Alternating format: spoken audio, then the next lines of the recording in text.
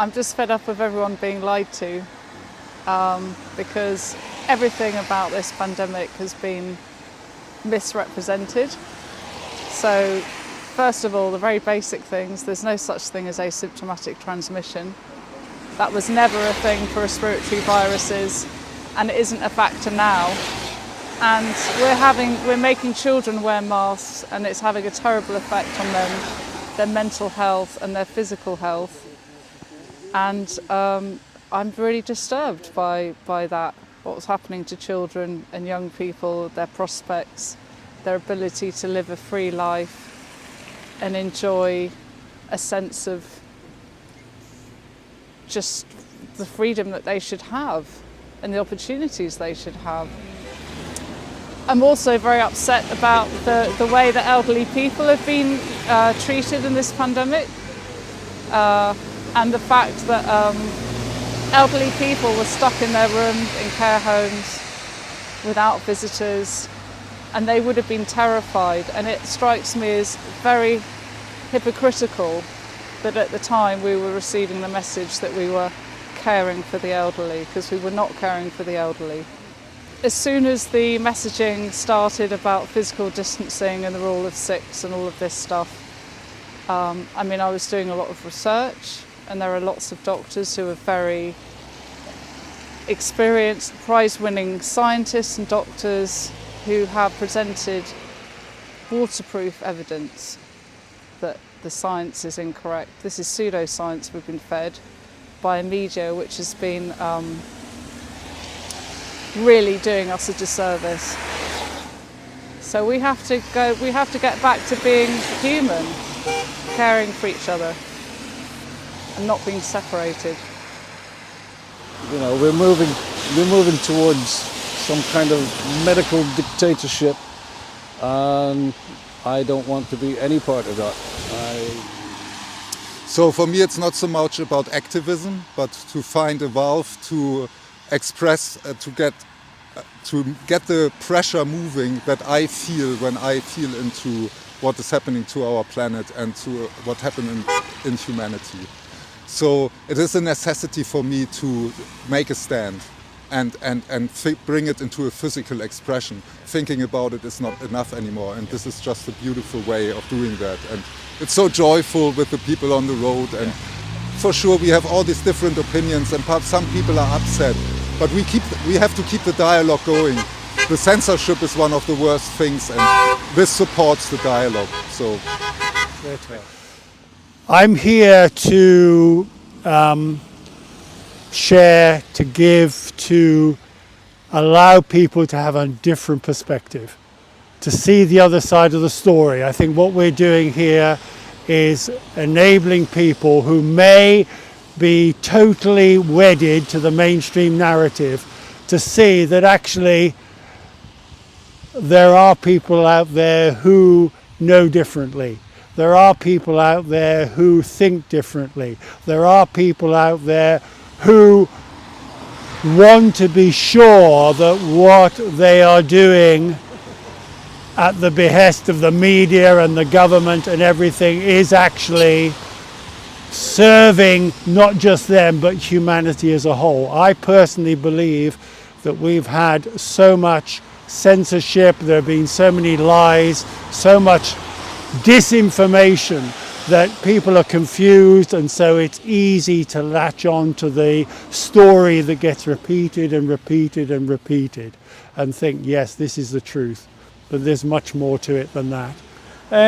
Well, both of our view is that, like I said before, our grandchildren, very young, 12, 8 and 5, we're really concerned about their futures and everyone's futures. So, well, that's kind of my main point at the minute. What do you do normally? I'm a self-employed bricklayer. I've got my own business. So. You ever done anything like this before? No, never. No. My wife, Susan, she woke me up to this. First off, it was her brother that woke her up to this. And Susan said 4 years ago that something big was coming. Right. And we've been researching, you know, since the lockdown started right at the start, and we just find so much evidence now. So just week on week we're just getting more passionate, and we've just lately felt like we need to get communities together, and we've been to 3 protests: London, Edinburgh, Inverness, done our stickers and what have you, but we feel to get in touch locally now with people. Yeah. We just feel that I've got so much anger inside of me at the moment because of the kids, what they're doing to the kids, and I think I have to put that anger into something that's going to help people, rather than my go-to is to just kind of make comments in supermarkets and things.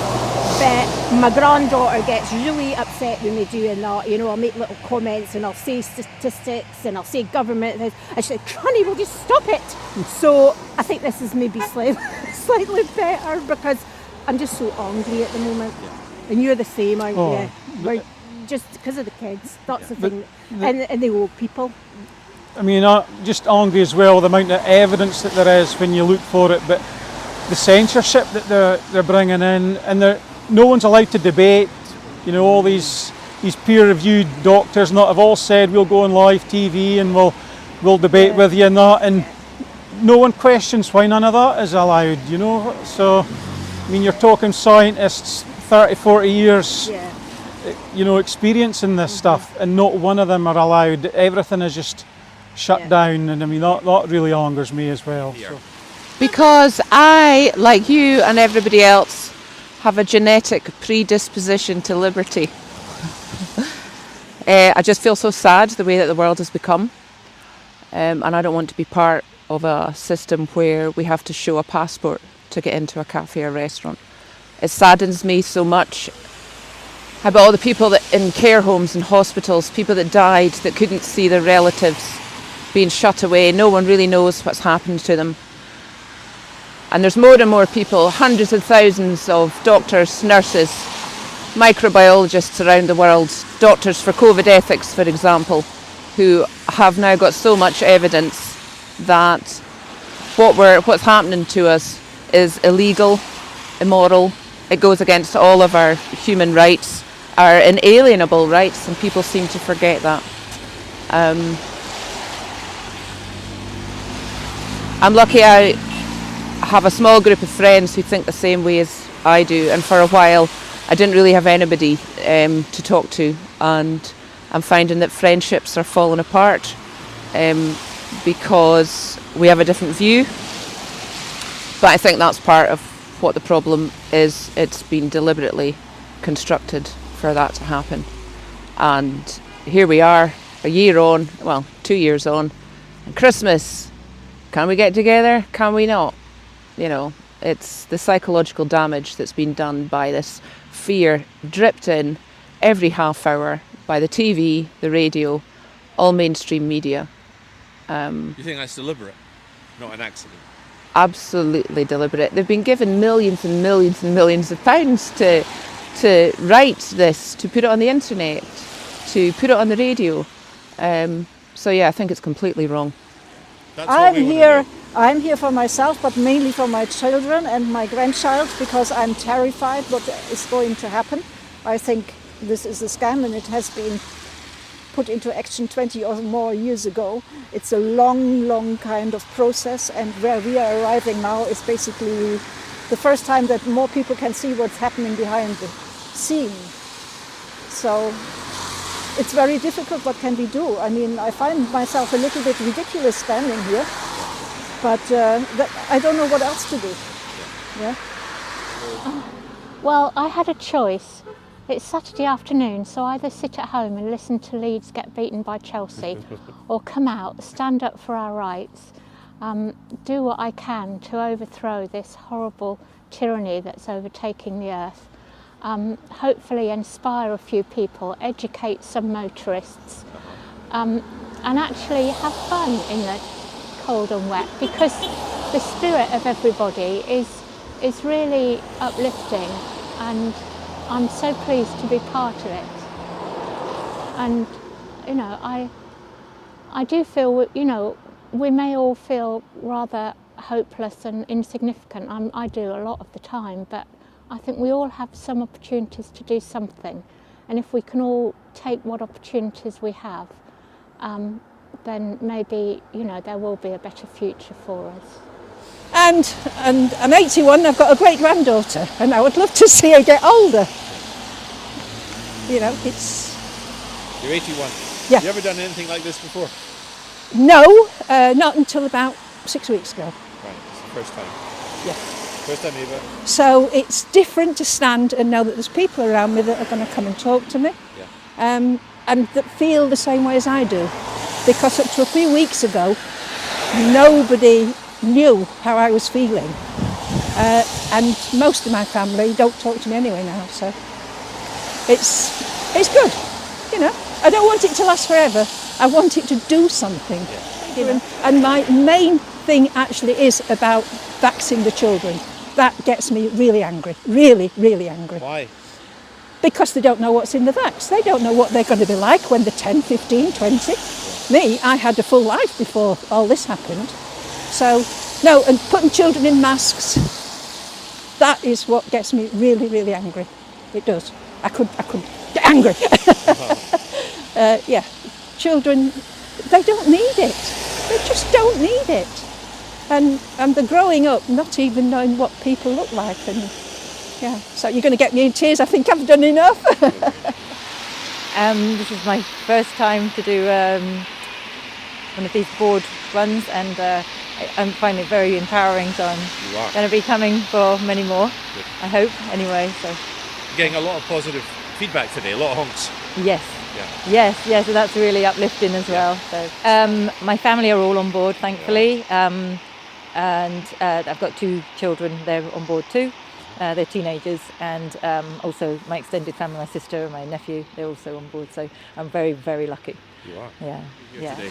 Well, I'm here because I've been following the money trail for many, many years. I trained as an economist, and I've been increasingly worried about the monopolisation of control of money through, at the moment now, BlackRock, World Economic Forum, Trilateral Commission, all these big global institutions that are trying to, I would say, institute global government, digital currency, social credit scheme, and all these passports are part of preparing the population to do that, to do just that.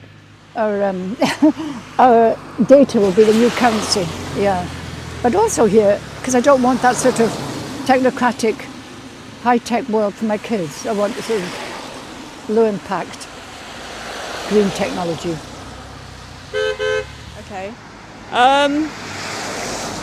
Because I want to reach out to people, and I think this is my personal belief right from the beginning, really. It was never about a vaccine.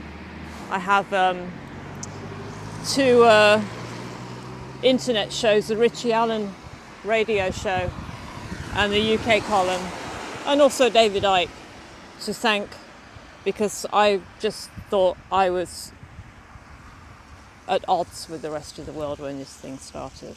And they kept saying from the beginning, this is not about a virus. And it took me about 6 weeks to think, this is absolutely not about a virus. I was taken in like everybody else at the beginning. I do feel that more people are beginning to question it now. Now they realise that we're stuck in a bit of a Groundhog Day scenario, and this thing never seems to have an expiry date on it. I think that is leading more people to really ask what's going on. So I really hope that this will stimulate people to start questioning. Maybe those that have not questioned it before, but just have a feeling in their gut that something isn't right. And I hope it will give people the confidence to think that it's okay to challenge the narrative. And hopefully find more people, because we've been stopped by a couple of passers-by already who've asked us questions and have been quite interested. So it's a good way to connect with people as well. You said this is never about a vaccine. What do you think it's about then? So personally, I think I agree with a lot of people who are saying it's about the Great Reset. Because right from the beginning, the first few weeks, they were talking, all the international politicians were suddenly all reading from the same page and saying, build back better, build back better, build back better. And it seemed so obvious that there was a script. And then the Klaus Schwab, very readable COVID-19, The Great Reset was a bestseller on Amazon. That was an interesting one. So it's not like they were really hiding the agenda. At the same time as they were not telling people what was going on, they also were telling people what was going on. If you had the eyes to see and the ears to hear. I mean, even Boris Johnson at one point said the PCR test was only 7% effective, and that went out on the news, and somehow there was no, questioning of that.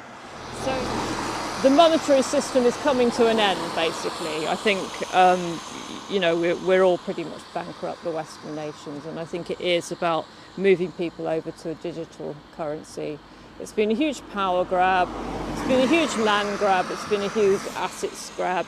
The money that was released into the economy has just been taken up into the stock market. Working people have not benefited at all. Well, I'm here today because I feel quite passionate about this, obviously, and I want to do something. I feel really helpless. I've tried speaking to friends, family, and it's just a blank wall most of the time. So I'm really keen to get the message out there as much as we can. And I think there are a lot of people out there that feel like I do, like you probably do, who think they're on their own. And if they can see these boards and they can see that we're all here, they might realise that there's a much bigger movement going on. A lot of my friends who've had 2 injections are saying I'm not having the booster. So, okay. Thank you. Will you do this again? Yes. Yeah. Yes, as soon as possible. Yeah, I think it's really empowering actually, because in normal life it's such a struggle to get people to listen to you. But I'm not hiding behind the board. I'm out there making eye contact if I can. That's why I've got my spec.